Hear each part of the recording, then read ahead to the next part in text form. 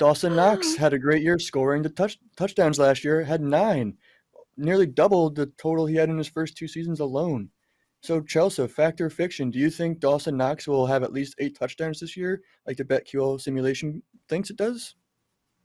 I'm going to go fiction just because what do we have to work with when it comes to sample size? If you look at his career, like you said, he's only done this in one season.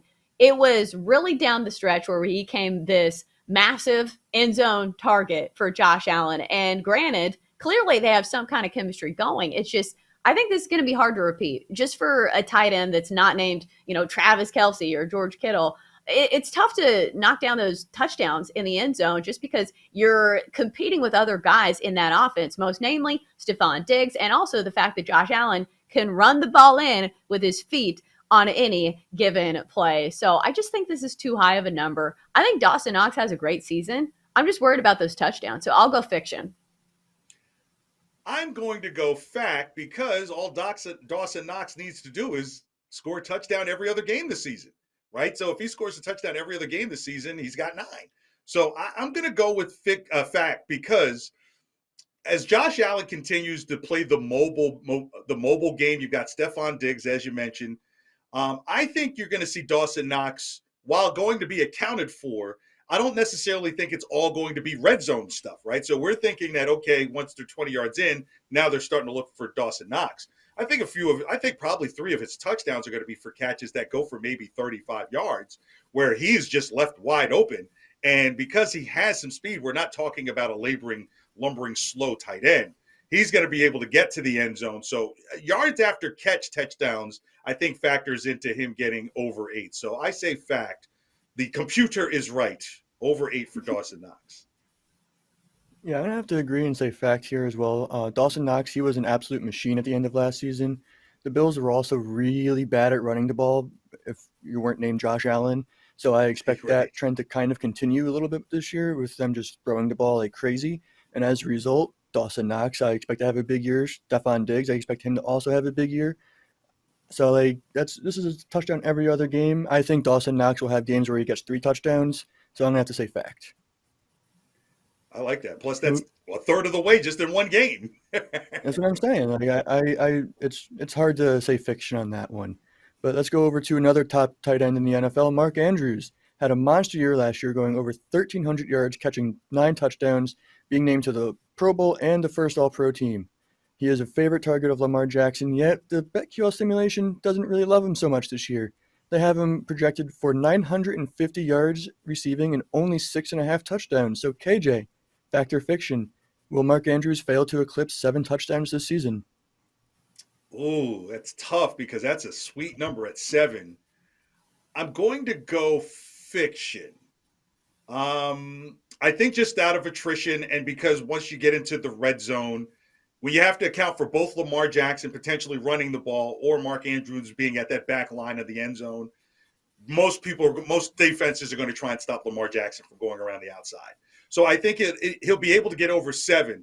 The yards at 950, I don't think they'll be as high. So you might see more touchdowns from him, but not as many yards. So fiction that he won't get over 7. I think it'd probably be somewhere around 10. Yeah, I think this is one of my favorite plays that we have talked about this week. I'm going to go Mark Andrews over his touchdown prop because we're not looking at a small sample size here. He has done this. If you're looking at a touchdown number of 7, he's done this in each of the last 3 seasons because I think a lot of people look at last year and say, well, Lamar Jackson had nobody to throw to. Everybody was hurt. Mark Andrews was a last resort. But in fact, he's quietly been one of the best tight ends in the entire NFL. So I think when you build that type of chemistry and when you have the season that Mark Andrews had, why would you not continue to ride that type of weapon? So I think he goes over this. In fact, I think he goes way over it. So I will take the over. I'm not sure if that was fact or fiction, but you get what I'm saying. It was fact We or agree. fiction. That I'm means also going to say fiction. fact. Yours would be fiction.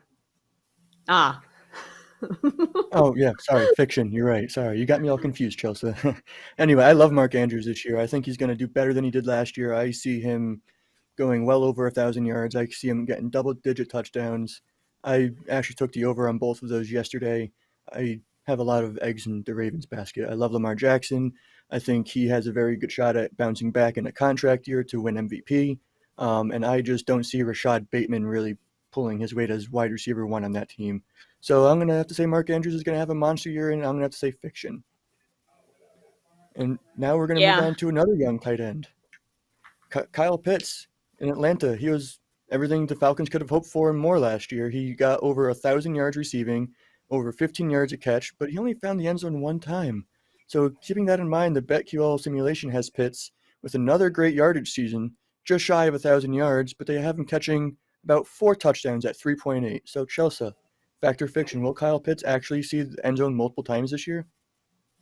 God, this seems like a sucker bet, right? Because the number is so low, and Kyle Pitts is such a dynamic weapon on a team that doesn't have many. Because who else do they have? Cordero Patterson and Drake Yep. London, I know, is a little banged up, so maybe he's not even in the mix. But I think you are considering the quarterback who is throwing to him. Who is it going to be? Marcus Mariota? If he's terrible, we'll see Desmond Ritter. I just feel like this is what you're banking on. And this is, if you lose this bet and you see a terrible season from both these quarterbacks, can you really say that, you trusted these guys to get the ball to Kyle Pitts? So I'm not buying it. It was an Atlanta offense that, even with Matt Ryan last year, really struggled in the red zone. Bottom 10 in red zone efficiency when it came to scoring touchdowns. So I would lean towards the over just because it is such a low number. But again, I do have questions. Oh, Marcus Mariota is the big question. And the answer is no way. You're talking about a guy who 2,800 yards, 3,400 yards, 3,200 yards, 2,500 yards. If I'm a tight end, I'm crying right now because that means that ball's going to be on the ground if it's going to be efficient. And I'm just not buying Marcus Mariota. I can't see him. I'd love to see if there's a prop for him, plus or minus. What's the over of him throwing for 1.5 games of over 300 yards? Like, I would say it would be the under. So when you're someone like Kyle Pitts, you need the ball to be in the air often to be effective, and that's just not Marcus Mariota. The Falcons will seriously struggle. But however, if it's to score more than one touchdown this year, I've got to say, yeah, he's going to hit that over because it could be in garbage time, and those times still count more than a preseason does. So I'm going to say, yeah, fact, he'll go over one touchdown this year, but it isn't going to be a bunch of them. Yeah, I just don't know who else Marcus Mariota or Desmond Ritter. I'm sorry, I don't know who they're going to throw the ball to. I mean, Drake London, Chelsa? he's a little bit hurt, right? Chelsa can get 2 for you.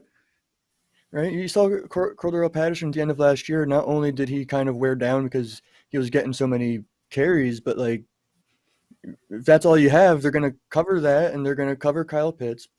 But again, Kyle Pitts was one of the most athletic players in the draft 2 years ago, and you started to see flashes of that last year. And I think he's only going to continue to grow. And in a division where there's going to be a lot of garbage time, I do think he's going to have multiple touchdown games, never mind multiple touchdown season. Yeah, I think that's another factor, is these don't have to be meaningful touchdowns. They can be in garbage time, when the Falcons are getting drubbed 21-0. And they're like, well, there's Kyle Pitts scoring the Falcons' first touchdown of the game. Touchdown! Oh my God. Because KJ, I think I'm on the Falcons to have the worst record in the NFL. I have zero faith in the Atlanta Falcons, and I'm willing to put some of my hard-earned money on just that.